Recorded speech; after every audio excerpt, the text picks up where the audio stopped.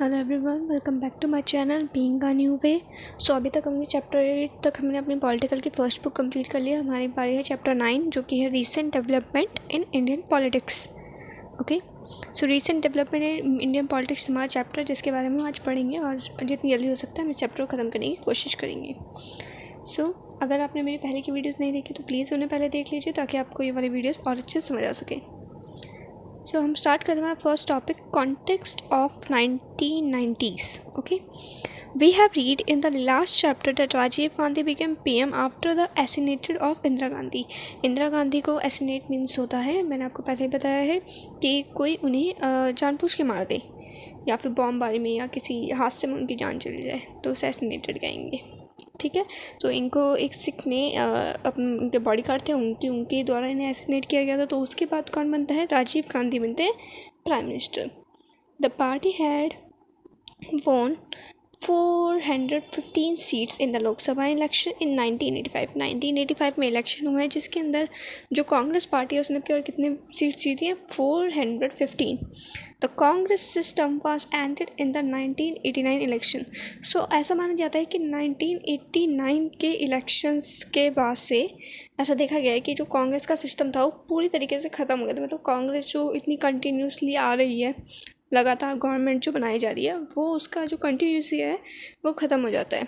So after 1989 alliance government mean, alliance means होता है गठबंधन। तो गठबंधन की अब सरकारें बनना शुरू हो गई हैं इंडिया के अंदर। So Congress alliance was with UPA means united progressive alliance and BJP alliance was with NDA national democratic alliance. So Congress जो अपनी अलायंस है वो किसके साथ बनाना शुरू करा उसने? यूपीए, जिसका फुल फॉर्म है United progress alliance. And BJP ने शुरू करा था एनडीए के साथ एंड अभी भी उनकी करंटली एनडीए के साथ ही है, national democratic alliance. In 1989, Congress lost the election and got only 197 seats. Mandal issue OBC got 27% reservation. So 1989 में क्या होता है? एक तो कांग्रेस इलेक्शन हार जाती है, कितनी सीट्स मिलती है उससे? सिर्फ 197, जो कि बहुत कम होती है उसके पिछले जितने भी रिकॉर्ड्स हैं उनके हिसाब से। एंड मंडल इशू की वजह से ओबीसी जो है उन लोगों को क्या 27% रिजर्वेशन मिला है एजुकेशन एंड जॉब्स वगैरह में। सो demolition of disputed structure of Babri Masjid, the assassination of Rajiv Gandhi in May 1991 and the party chose Narasimha Rao as the PM. सो जब बाबरी मस्जिद डिमोलिश कर दी जाती है, उसे तोड़ दिया जाता है, सो उसके बाद वहाँ पर क्या होता है, जो राजीव गांधी हैं उसके थोड़े टाइम बाद ही राजीव गांधी को एसिनेट किया जाता है। एक प्रोग्राम के अंदर इनकी डेथ हो जाती है जिसके अंदर बॉम्ब से एक लेडी शायद इनको आके वो कर देती हैं, उड़ा देती हैं। तो मई 1919 के अंदर राजीव गांधी एसिनेट हो जाते हैं। जो पार्टी है उसको फिर अपना नेक्स्ट पीएम चुनना होता है, तो वो किसे चुनती है? नरसिम्हा राव को। ओके, सो ये हमारा फर्स्ट टॉपिक था। अब हम अपने सेकंड टॉपिक की ओर मूव करते हैं जो कि है era of coalition. In 1989 the Congress defeated election but did not result in the majority for any other party. In 1989 Congress जो है वो हार जाती इलेक्शन में, बट उसे रिजल्ट जो होता है मेजॉरिटी में नहीं आती। ठीक है, अदर पार्टीज में the NF national front alliance of Janata Dal and some other regional party received support from the opposite political group the BJP and left front, but BJP and the left front did not join in this group. So NF का मतलब क्या है? National front. Okay, so national front जो है वो क्या करती है, उसको सपोर्ट मिलता है अपोजिट्स जो पॉलिटिकल पार्टी है उनसे, just like Janata Dal and other regional parties से। बीजेपी जो होती है बीजेपी एंड लेफ्ट फ्रंट, ठीक है, उन लोगों ने क्या करा, उन्होंने इसको सपोर्ट नहीं करा, इसको ज्वाइन नहीं करा। यहाँ पर फिर अब आगे पढ़ेंगे decline of Congress.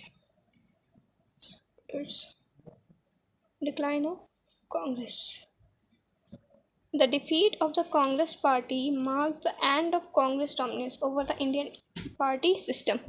So Congress party system जो है उसका end जो है, उसकी dominance का end हमने देखा अभी।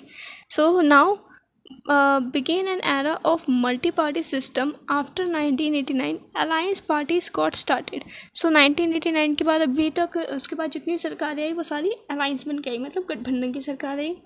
Regional party played an important role, इसके अंदर रीजनल पार्टी बहुत इंपॉर्टेंट रोल प्ले करती है। गठबंधन की सरकार के अंदर क्या होता था, जस्ट लाइक आप सपोज कीजिए कि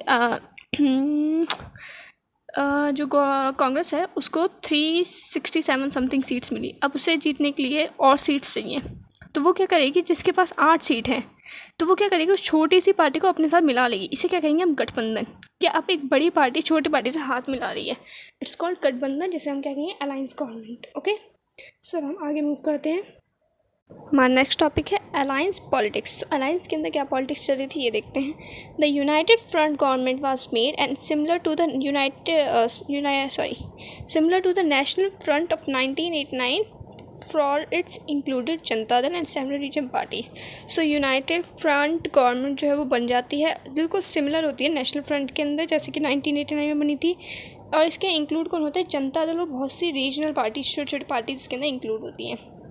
This time BJP did not support the government but Congress party supported the UF। इस टाइम पे बीजेपी किसी को सपोर्ट नहीं कर रही होती, लेकिन इस टाइम पे कांग्रेस जो होती है वो यूनाइटेड फ्रंट को सपोर्ट कर रही होती है। BJP made a strong party from 1991 to 1996। 1991 से लेकर 1996 तक बीजेपी एक बहुत स्ट्रॉन्ग पार्टी बन के सामने आती है। The largest party in the 1996 election was invited from the government। So यही पार्टी in 1996 elections में एक बहुत बड़ी पार्टी बन के सामने आएगी। But most other parties were opposed to its policies and therefore the BJP government। लेकिन बहुत सी ऐसी पार्टीज़ हैं जो कि उन्हें अपोज करती हैं, उनकी पॉलिसीज़ को और बीजेपी गवर्नमेंट को। BJP government could not secure a majority in the Lok Sabha. लेकिन यहाँ पर क्या होता है कि उनको पहले पार्टी बन जाती है, लेकिन कुछ टाइम बाद क्या होता है, वो मेजॉरिटी जो होती है अपनी सिक्योर नहीं कर पाती है। It finally came to power by leading the coalition government from 1998 to June 1999। 1998 to 1999 ये हमारे मतलब गवर्नमेंट बनती है इनकी, एंड लेकिन एंड में क्या होता है, वह मतलब फिर इनकी कोalition टूट जाती है। फिर वाज री इलेक्टेड इन अक्टूबर 1999। फिर इनका री इलेक्शन होता है दोबारा और उसके फिर जीत जाती है 1999 में। दोनों टाइम पे कौन होता है यहाँ पर प्राइम मिनिस्टर, अटल बिहारी वाजपेयी। अटल बिहारी वाजपेयी जो होते हैं वो during this time NDA government की साइड से ये क्या करते हैं, पीएम बनते हैं इंडिया के। Since 1989 there has been 11 government at the centre और have been coalition government. So in 1989 क्या होता है, जो कोलिशन गवर्नमेंट बनती है उसके अंदर कितनी गवर्नमेंट होती है, जो सेंटर में होती है 11 पार्टीज़ मिल के कोलिशन बनाती है, जो कि क्या होती है, सेंट्रल गवर्नमेंट में आती है। सो अभी हम देखते हैं कि कौन किस किस अलायंस ने कब कब वो करा। तो एनएफ मीन्स नेशनल फ्रंट ने 1989 के अंदर इलेक्शंस मतलब सेंटर में आई थी। यूएफ यूनाइटेड फ्रंट आई थी 1996 to 97। NDA national democratic alliance आया था 1998 to 2004। And UPA united progressive alliance आया 2004 टू 2014। ओके, सो हम आगे मूव करते हैं। आगे जो हमारा टॉपिक है वो है political rise of OBC. The period was the rise of other backward classes as a political force। जो अदर बैकवर्ड क्लासेस होती है वो एक बहुत बड़ी पॉलिटिकल फोर्स के ऐसे इमर्जेंस के अंदर आती हैं। सो these are the communities other than SC/ST who suffer from educational and social backwardness। These are also referred as a backward caste। So SC/ST को छोड़ के, SC और ST कास्ट को छोड़ के ओबीसी एक ऐसी कास्ट देखी जाती है जिसको देखा जाता है कि जो कि सफ़र कर रही है एजुकेशनल एंड सोशल बैकवर्डनेस से। Okay, so the support for the Congress among many section of the backward caste had decline. So यहाँ क्या होता है, जो कांग्रेस का सपोर्ट है वो बहुत सी बैकवर्ड क्लासेस के उससे डिक्लाइन हो जाता है, मतलब जो पहले उन्हें सपोर्ट करे थे वो अब सपोर्ट नहीं करते।